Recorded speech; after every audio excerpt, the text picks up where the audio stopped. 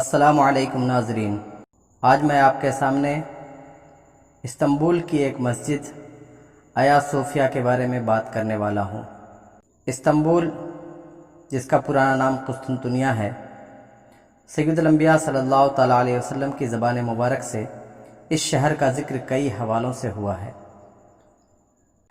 اور یہ آپ صلی اللہ علیہ وسلم کی پیشین گوئیوں کی حقانیت کا امین ہے۔ یہ شہر آپ کی پیشین گوئیوں کے مطابق 1453 عیسوی میں فتح ہوا، لیکن اس عظیم شہر کے بارے میں باقی تمام احادیث اس بڑی جنگ ملحمۃ الکبریٰ سے متعلق ہیں، جس میں یہ شہر ایک بار پھر مسلمانوں کے ہاتھ سے نکل جائے گا، اور سیدنا امام مہدی علیہ السلام کی فتوحات میں فتح ہونے والا آخری شہر یہی ہوگا۔ یہ قسطنطنیہ، جو اس وقت استنبول کہلاتا ہے، اس کی ایک عمارت آیا صوفیہ گزشتہ 2000 سال سے تاریخ کے لاتعداد مناظر دیکھ چکی ہے۔ آیا صوفیہ 481 سال تک مسلمانوں کے سجدوں سے آباد رہی، لیکن 1931 میں اتاترک نے اپنی اسلام دشمنی میں پہلے اس پر تالے لگائے اور پھر 1935 میں اسے ایک عجائب گھر میں تبدیل کر دیا، ایک میوزیم میں تبدیل کر دیا۔ اب دوبارہ اس کے میناروں سے اذان کی آواز بلند ہونے والی ہے۔ قسطنطنیہ کا شہر اور یہ عمارت آیا صوفیہ مسلمانوں کے عروج و زوال کی کہانی تو سناتی ہے، لیکن ساتھ ہی ساتھ عظیم بازنطینی رومی شہنشاہیت کے زوال کی بھی داستان بیان کرتی ہے۔ یہ شہر ایشیا اور یورپ کے سنگم اور آبنائے باسفورس کے کنارے آباد کیا گیا۔ اس جگہ کا انتخاب رومن بادشاہ قسطنطین نے کیا تھا۔ قسطنطین جب قدیم رومن شہنشاہیت کے تخت پر بیٹھا تو پورے ملک میں خانہ جنگی عروج پر تھی اور بادشاہت بکھر چکی تھی۔ اسی دور میں عیسائی راہب رومی بادشاہوں کی عیاشی، اخلاقی باختگی اور معاشرتی فحاشی سے تنگ آئے ہوئے عوام میں دن بدن مقبول ہوتے جا رہے تھے۔ اس دور کے عیسائی راہب صلیب نہیں اٹھاتے تھے، بلکہ ان کے جھنڈوں پر سواستیکا کی طرح ایک ستارہ ہوتا تھا۔ قسطنطین کی افواج اس خانہ جنگی میں پے در پے شکست کھا رہی تھی کہ میلان کے مقام پر اس نے ایک دم یہ اعلان کیا کہ اس نے رات کو خواب میں آسمان پر عیسائیت کا نشان چمکتا ہوا دیکھا ہے، جس کی تعبیر کے نتیجے میں اس نے عیسائیت قبول کر لی اور ہتھیاروں پر برکت کے طور پر عیسائیت کا نشان بھی کندہ کرنے کا حکم دیا۔ اس کے بعد جب وہ مقابل فوج پر میلون پل کے مقام پر حملہ آور ہوا تو فتح یاب ہو گیا۔ اسی فتح کے بعد ہی وہ 312 عیسوی میں متحدہ روم کے تخت پر جلوہ گر ہو سکا۔ اس نے آتے ہی عیسائی راہبوں کے قتل عام کا حکم منسوخ کر دیا اور عیسائیت کی ترویج، بائبل کی تدوین اور مذہب کی بنیاد پر قانون سازی شروع کر دی۔ اس کی والدہ سینٹ ہیلن نے ایک راہبہ کی حیثیت سے خود کو عیسائیت کے لیے وقف کر دیا، لیکن رومی سیاست کی وجہ سے اعلان نہ کر پائی، تو قسطنطین نے اسے بہت سا سرمایہ اور سپاہی دے کر فلسطین بھیج دیا تاکہ وہ وہاں جا کر سیدنا عیسیٰ علیہ السلام کی جائے پیدائش پر ایک گرجا گھر تعمیر کرے۔ اس گرجا گھر کا نام تھا بیسیلیکا آف دی نیٹیویٹی۔ یہ گرجا گھر بیت اللحم فلسطین میں آج بھی تمام عیسائی گروہوں کا مقدس ترین مقام تصور ہوتا ہے۔ قسطنطین نے قدیم روم کے بجائے آبنائے فاسفورس کے کنارے اس علاقے کو 324 عیسوی میں اپنے دارالحکومت کے طور پر منتخب کیا۔ یہ دراصل یونانیوں کا آباد کیا ہوا شہر بازنطینم تھا۔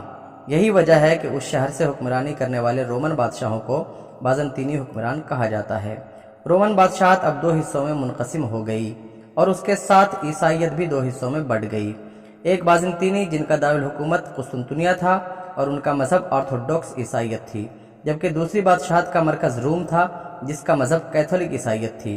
بازنطینی بادشاہت کا پہلا اہم ترین بادشاہ جسٹینین اول تھا۔ اس نے 532 عیسوی میں آرتھوڈوکس چرچ کے مرکز کے طور پر یہ عمارت آیا صوفیہ تعمیر کرنے کا حکم دیا، جو 537 عیسوی میں مکمل ہوئی۔ جسٹینین جب تکمیل کے بعد اسے دیکھنے کے لیے اندر داخل ہوا تو اس کی شان و شوکت دیکھ کر حیران رہ گیا، جس پر اس نے غرور سے کہا، سلیمان، میں تم پر سبقت لے گیا۔ اس کا اشارہ حضرت سلیمان علیہ السلام کی طرف تھا، جنہوں نے بیت المقدس تعمیر کیا تھا۔ آرتھوڈوکس عیسائیت کے مرکز کے طور پر یہ عمارت تقریباً 900 سال رہی۔ خلافت عثمانیہ کے سلطان محمد فاتح نے 1453 عیسوی میں قسطنطنیہ فتح کیا تو شہر کی عیسائی آبادی اس عمارت میں گھس گئی۔ ان کا ایمان تھا کہ اس کے گنبد سے ایک فرشتہ اس وقت تلوار لے کر آسمان سے اترے گا جب ترک دشمن قسطنطین کے ستون تک پہنچ جائیں گے۔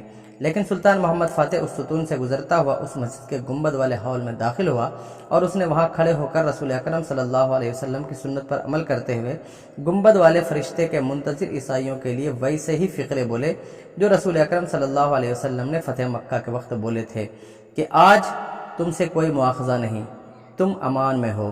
آیا صوفیہ میں موجود عیسائی خاندان جو اپنی موت اپنے سامنے دیکھ رہے تھے سلطان کے اس اعلان پر پھوٹ پھوٹ کر رونے لگ گئے۔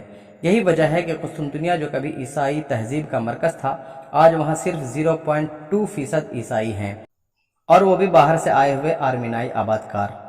سلطان محمد فاتح جمعہ کے دن فجر کے وقت آیا صوفیہ میں داخل ہوا تھا۔ اس نے کہا کہ چونکہ یہ شہر ہم نے حضرت عمر رضی اللہ تعالیٰ عنہ کے عیسائیوں سے معاہدے کے تحت بیت المقدس حاصل کرنے کی طرح حاصل نہیں کیا بلکہ لڑ کر فتح کیا ہے، اس لیے ہم عبادت گاہوں کے ضامن ہیں۔ ہم جمعہ کی نماز یہاں ادا کریں گے۔ اس دن سے 450 سال تک یہ جگہ اذانوں سے گونجتی اور سجدوں سے مزین رہی۔ مصطفیٰ کمال اتا ترک نے 1931 عیسوی میں صرف اسلام دشمنی میں اسے بند کیا۔ وہ اسے واپس گرجا گھر بنانا چاہتا تھا، لیکن ایک تو وہاں عیسائی آبادی نہ ہونے کے برابر تھی اور دوسرا مسلمانوں کا دباؤ۔ جنگ عظیم اول کے بعد آبادی کا بہت بڑا ایک تبادلہ ہو چکا تھا جس کے تحت 10 لاکھ عیسائی یونان چلے گئے تھے اور 3 لاکھ مسلمانوں کو ترکی بلا لیا گیا تھا۔ عیسائیوں کی غیر موجودگی میں آیا صوفیہ ایک بے آباد گرجا گھر ہی رہتا۔ اتا ترک کی اسلام دشمنی اس قدر تھی کہ اس نے گرجا بنانے میں ناکامی کے بعد اسے مسجد کی بجائے ایک عجائب گھر میوزیم بنا دیا۔ آج طیب اردگان کی حکومت 85 سال بعد دوبارہ اس 450 سالہ مسلم تاریخ کو زندہ کرنے جا رہی ہے جس کے بارے میں اقبال نے کہا تھا، دی اذانیں کبھی یورپ کے کلیساؤں میں، کبھی افریقہ کے تپتے ہوئے صحراؤں میں۔ بہت سے سیکولر لبرل تل ملائیں گے، شور مچے گا، لیکن آثار قدیمہ کے عالمی اصولوں کے مطابق تمام قدیمی عمارتیں اور نوادرات اس ملک کی ملکیت ہوتے ہیں جہاں وہ پائے جاتے ہیں۔ اس لیے آیا صوفیہ بھی مسلمانوں کی ملکیت ہے۔ آج کے دور میں ملکیت ہی عمارت کا مصرف بتاتی ہے۔ یورپ کے صرف ایک شہر لندن کے 500 بند گرجا گھروں میں 423 کو مسلمانوں نے خرید کر مسجد بنایا اور آج ان میں نمازیں ادا ہو رہی ہیں۔ یہ تو باہم رضامندی سے ہوا، لیکن اسپین سے جب مسلمانوں کو زبردستی نکالا گیا تو وہاں کی 3000 مساجد کو گرجا گھر بنا دیا گیا۔ ان کی تفصیل جسٹن کروسین نے اپنی کتاب ماسکس ٹو کیتھیڈرل میں دی ہے۔ کیا یہ سیکولر اور لبرل مافیا اسپین کی 3000 مساجد کو مسلمانوں کے اختیار میں دینے کے لیے آواز بلند کرے گا؟ بابری مسجد میں اذان کی آواز کے لیے جلوس نکالے گا؟